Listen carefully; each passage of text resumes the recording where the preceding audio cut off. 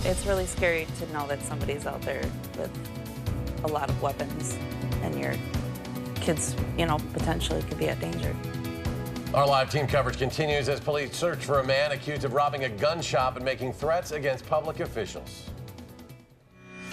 This is News 3 at 6. The FBI is now involved in a gun theft manhunt out of Rock County. Police continue to search for 32-year-old Joseph Jakubowski. They say he should be considered armed and dangerous. He's accused of stealing several high-end guns and rifles from a Janesville gun shop and making threats against public officials and a school. Police say Jakubowski was frustrated with the current political climate in the United States. News 3 was the first to obtain this video of him. Police say it shows him mailing a 161-page manifesto to the White House. News 3 has live team coverage as multiple agencies search for Jakubowski. Our crews have spent the past 24 hours covering this search. We talked to police, Janesville residents, and a man who filmed Jakubowski mailing that manifesto to the White House. And we start with Jenna Middahl live in Janesville with more tonight from police. Jenna? Eric and Charlotte, I'm here on Eisenhower Avenue where the SWAT team entered this home earlier today checking to see if Jakubowski was inside. Now, this home is just about a block away from his last known address. Rock County Sheriff Robert Spoden says this home was abandoned and investigators wanted to make sure Jakubowski was not hiding out inside. They were here for about an hour with an armored vehicle and their guns drawn, but they did not find any sign of Jakubowski. Officials say they continue to follow up on any leads they get as more than 150 law enforcement officers help in the manhunt, but they need help from the community to track down Jakubowski. We have solved cases in this state and this nation largely because citizens reach out and give us that piece of information that we need, and we can connect the dots, find the suspect, make the arrest, and keep all of our communities safe. Officials say even if you don't think the information you know is important, it might be the missing piece they need to figure out where Jakubowski is. The FBI is offering $10,000 reward for any information that leads to Jakubowski's arrest. Now, if you see or know where he might be, call the tip line 1-800-CALL-FBI. And again, he is considered armed and dangerous and should not be approached. All right, Jenna Middahl live in Janesville. Jenna, thanks. News 3's Valina Jones joins us now. She exclusively spoke with the man who filmed the manifesto video first obtained by News 3. Valina? Well, that's right. The man didn't know the letter was a 161-page manifesto when he agreed to film the video. We are not identifying him and have altered his voice due to safety concerns. However, he tells me he is shocked to hear of Jakubowski's alleged threats and says he thought the letter was to only air grievances against President Donald Trump. The video was live streamed on Facebook Tuesday, hours before police suspect Jakubowski stole firearms from a Janesville gun shop. It starts by showing Jakubowski in the Janesville post office on Milton Avenue after purchasing stamps to send a letter. It then shows him and the man videotaping walking across the street to the mailbox to mail a letter addressed to President Donald Trump and what we now believe is his 161-page manifesto. The man videotaping the whole thing says he regrets becoming involved. Right, to anybody that got this letter, you might want to read it. There it is, you see it's getting shipped. Revolution. It's time for change. Horrible. Absolutely horrible. I have kids that go to school, and I'm scared for their safety. I just wish things would have been different.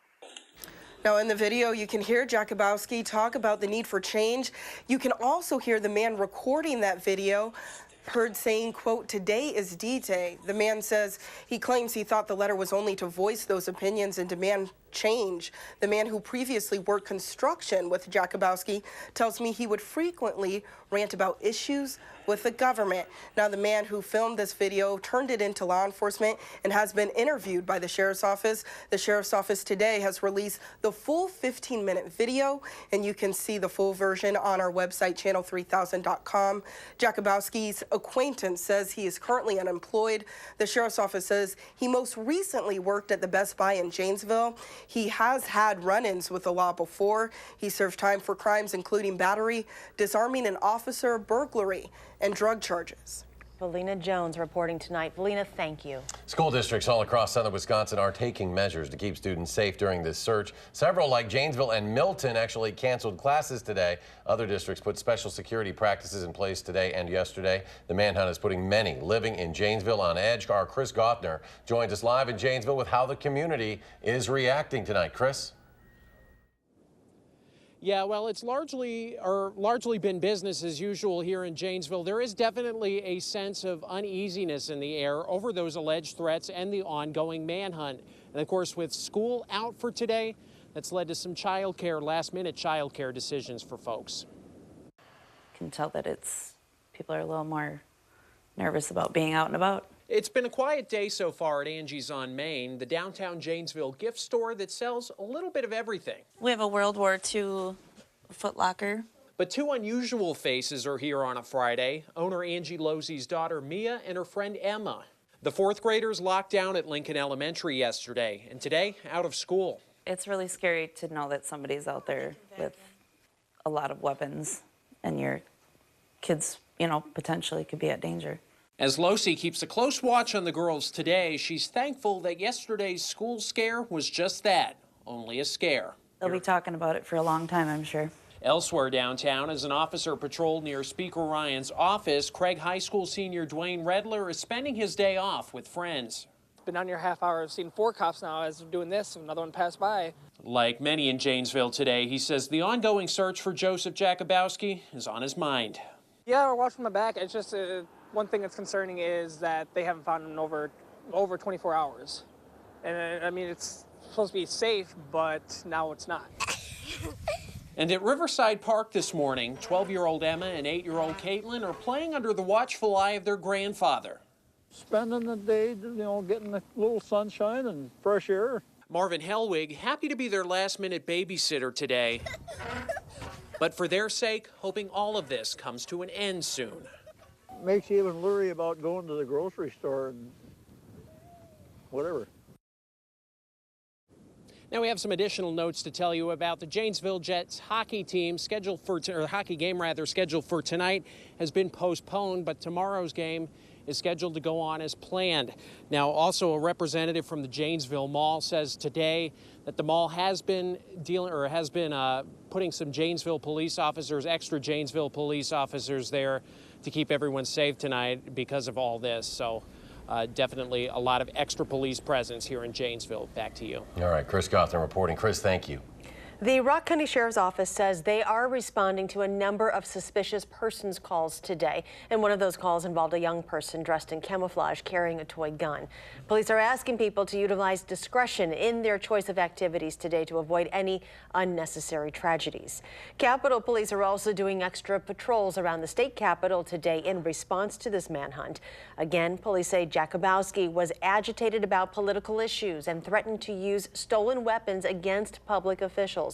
At this time, the Capitol Police say they have not received or have been notified of any specific threats. Once again, police are asking anyone with information to please come forward. A new tip line has been set up, and that phone number is 1-800-CALL-FBI, which is 225-5324. Or you can call 911. To give law enforcement a better idea of what Jakubowski's next move might be, an FBI profiler is being used. We spoke to Mary Ellen O'Toole from Washington, a former FBI profiler who helped solve major cases, including the capture of Ted Kaczynski. She talked to us specifically about the manifesto document. With that kind of planning can come behavior that really allows this person to carry something off quite effectively. And what they'll also look for are themes to suggest that this person is an injustice collector. And an injustice collector is someone that goes through life just sort of collecting injustices, real or imagined. And that can be very dangerous because you can't convince somebody, no, it's not really that bad, or no, they didn't mean it that way. How much can profiling help in a case like this? They'll be talking about a couple of things. They'll be saying there's a good possibility he's still in the area. There's a possibility, though, in fact, he had he had about 15 hours of lead time. So they'll be looking at whether or not he's headed towards the DC area. They'll be looking for and giving them ideas on if this turns into a hostage situation. And they also want to help them understand what to be prepared for if this is going to be a suicide or a suicide by cop situation. Special agent in charge from the FBI, Justin Tolomeo, said at a press conference today Jakubowski has expressed interest in hitting several different targets and that he is of interest nationally now. Again, this is the man that police are looking for. Joseph Jakubowski is considered armed and dangerous. He is currently the focus of a multi-agency manhunt. People should not approach him, but call 911 if you see him or know of his whereabouts. News 3 is committed to bringing you the latest information concerning this manhunt. We will update you with anything we learn throughout this newscast and online at channel3000.com. All right, coming up, an update to the Madison School District's assessment of its water. After high lead levels were found in a number of schools, we'll tell you where the district goes from here. That's next.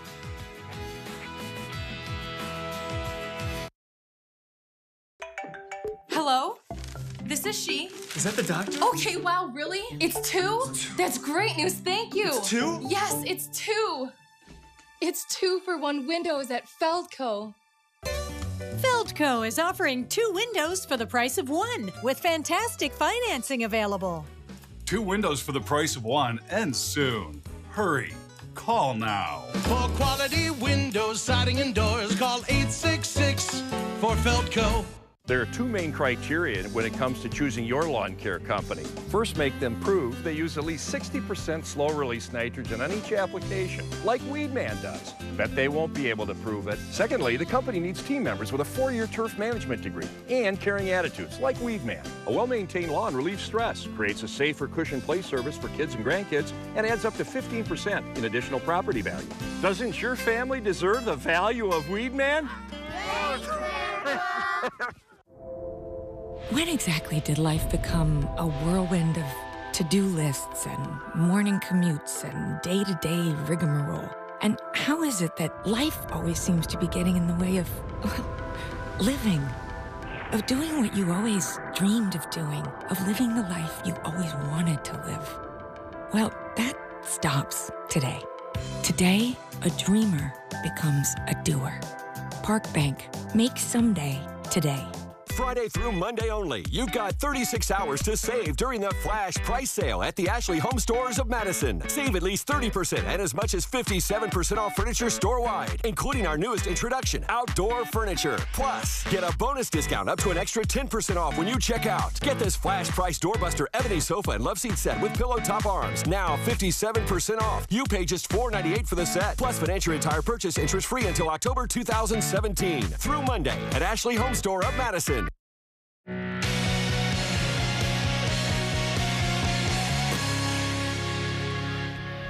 Developing late this afternoon, Whitewater police spent several hours in a standoff with a person near Whitewater Middle School. Officers received a tip that a man was armed inside a home on Walworth Avenue and South Elizabeth Street. Whitewater district leaders say this incident is not related to the gun theft manhunt. A suspended UW student accused of sexually assaulting a woman on campus has until today to appeal the university's decision to expel him from school. The survivor of the sexual assault told police that 18-year-old Alec Shiva was using LSD the day she was assaulted. A university committee last month recommended he be permanently removed from school. The Madison School District is releasing information about lead levels found at its schools. Last month, 6 schools showed high lead levels at drinking fountains, with some readings more than 4 times the recommended standard by the EPA's limits. District leaders decided to test all the fountains in the district as a precaution. The district has roughly 70 fixtures to repair and replace. Those fixtures will then need to be tested before they can be used again. Still ahead at 6, recent studies show a staggering statistic in the battle against oral cancers. How doctors say the HPV vaccine and screening could help save lives. Details after the break. It will become significantly milder this weekend. We'll see plenty of sunshine as well. Those details are coming up. Welcome back. 1 out of every 4 men and 1 out of every 5 women carry a strain of HPV that causes cancer. That's according to recent findings by the CDC. The human papillomavirus, or HPV, increasingly is a cause of oral cancers. As Dave DeLozier tells us, it increases the need for both prevention and screening. I'll have you open up your mouth really widely. At a free oral cancer screening, doctors at UW Health are trying to be proactive, trying to spot signs of an oral cancer early when it can be treated more easily. We see many people in this event, and it's pretty typical each year to find, several patients who actually really need our help. The risk factors for oral cancer include the use of tobacco and excessive use of alcohol. But with tobacco use declining, cases caused by that are declining too. Meanwhile, we have this newer entity, which is high-risk HPV infection. And high-risk HPV infection, in contrast, percentage of people that have cancers due to high-risk HPV goes up each year. And findings released by the CDC explain why. It shows that 25.1% of men and 20.4% of women in the U.S. carry a strain of the HPV that causes cancer. So it's very concerning, and many people have referred to this phenomenon as an epidemic. Because symptoms of oral cancer associated with HPV are subtle, regular screenings are even more important. And to protect future generations from these types of cancers, vaccinating pre-adolescents for HPV is critical. We believe that many of these cancers could be a thing of the past if our young generations get appropriately vaccinated. But the truth is that if we can have broad application, broad administration of the vaccine, this will be a disease of the past in the future. In Madison, this is Dave DeLozier, WISC News 3. And doctors at UW Hospital did a free oral cancer screening on 138 people today. That is a higher number than in any of the previous 9 years they've offered those free screenings. Meteorologist Bob Lesh joining us now as we look forward to the weekend and a warm-up, but a little breeze coming through with it. Yeah, it is going to be windy, but it will be awfully mild. And we'll see plenty of sunshine as well, both weekend days. So things are looking quite nice. And today wasn't too shabby either, with temperatures that got into the mid and upper 50s, even a few 60s across the area. And those should end up being slightly warmer than normal, but only slightly. It will be very much on par with what we saw yesterday. Right now in downtown Madison, we're looking at relatively clear skies. You can see the sun shining on the Capitol. 56 degrees the high today, our low at 33. So like I said, we'll be slightly warmer than normal, but not by much for today. Tomorrow will be a different story. Temperatures currently still in those mid to upper 50s regions all across the area. 54 in Juneau. Watertown actually our cool spot right now. They're at 53. Wind speeds are turning to the southwest and still generally very light, right around 5 miles an hour. They'll stay light tonight, but pick up considerably tomorrow. So we're going to see these winds really cranking up. They'll turn even more to the south at that time as well, and that's going to bring in some of that much warmer air. You can see a few clouds drifting through. We are already seeing some of those higher thin clouds, but we may see a patch of some heavier cloud cover as we move through the night. That'll serve to keep us a little bit milder, and it'll also move through quick enough that we should see plenty of sunshine again already by tomorrow. So you see as these clouds dive through here really quickly on the future track and then move out as we move into the day. We'll see plenty of sunshine then again tomorrow, and with that south wind, it will be significantly warmer, and that warm air is going to stick around until a cold front gets to our area. But it's going to take that front quite a while to get here. You can see it's kind of elongating up to our north and west instead of sweeping through. So Sunday is going to be another very warm day out ahead of that front, and we won't see those rain showers moving in until likely Sunday night or possibly even later, depending on how long it hangs up there to our northwest. So 40 tonight, it'll be partly cloudy, not quite as cold there, and certainly much milder tomorrow. It'll be windy, but very mild with our high at 70. South winds will be at 15 to 25. On Sunday, it'll be even warmer, 73 degrees right out in front of that front. South winds again at 15 to 25, so it remains windy, but when you're up in the 70s, it's just kind of a nice breeze at that point, right? Showers and thunderstorms then will develop on Sunday night and continue on Monday. These will be rather spotty, though, because that front, although it's going to hang up, is really not going to be a powerful front, and you can see that evidenced by the drop in temperature only getting back to the mid-50s on Tuesday. As we move then later into the week, we'll stay in the upper 50s Wednesday and Thursday, and then return to the 60s as we head to next Friday. One of the Badger football team's new players is finding his groove after transferring from Hawaii. We'll meet Nick Nelson in sports.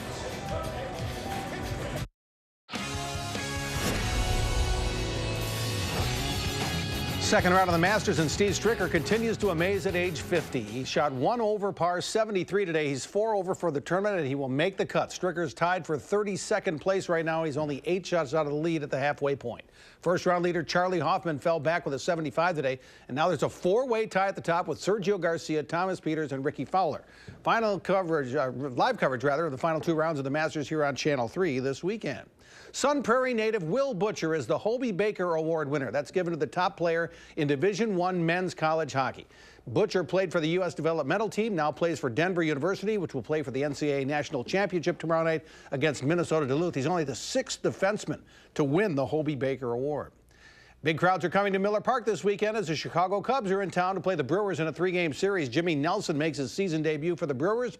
He'll face left-hander Brett Anderson for the Cubs. Everyone's still talking about that pitch that hit the Brewers' Keon Broxton in the helmet yesterday. Broxton isn't in the Brewers' starting lineup tonight, but he is cleared to play if needed later in the game. What really saved him was that little extension of the helmet called a C-flap.